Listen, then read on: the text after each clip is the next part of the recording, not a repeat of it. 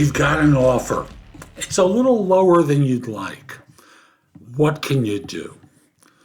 I'm a believer, because I was on the receiving end of this as a recruiter, of what I'll call the mythical competing offers tactic.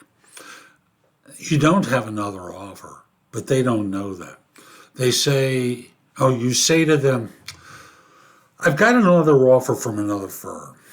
And it's good. It's about 10,000 more than yours. And, I like your job better, but truthfully, money's important these days. And,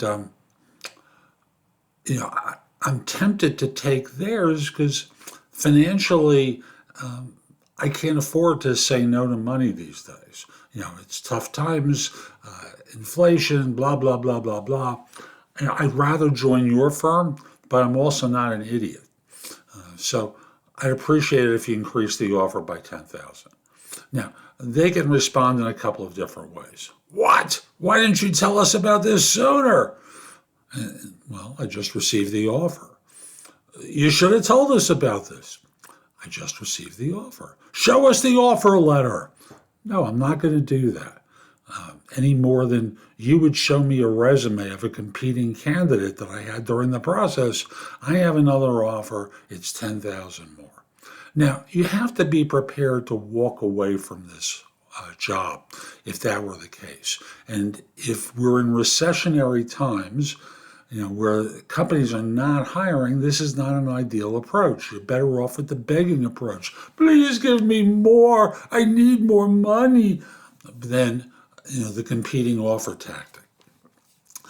Because you really want the job and you don't have the ability to say no. But where you do have the ability to say no, where there is going to be another firm that's going to take you on board, and this money just isn't quite enough, sometimes using the mythical competing offer tactic allows you to give them a reason to push up. And sometimes they'll say, could you meet us halfway? How about 90% of the way instead of halfway? See, they're still negotiating, and conceding too early can become expensive because remember, your next raise is predicated upon your current salary. So it all ties together.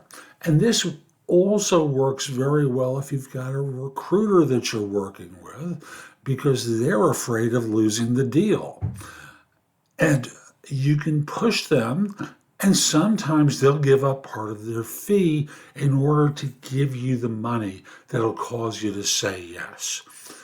Don't push them for that. Push them to get their client to increase the money for the reason I mentioned before. That is, your raise is going to be predicated upon your salary. So this is a one-time spot payment from them.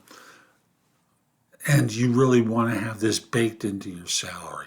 So step one, if you're working with a recruiter, is to send them back to their client to get more money. Step two is to tell them I'm prepared to walk away and see if they'll offer up some cash for you to take the offer.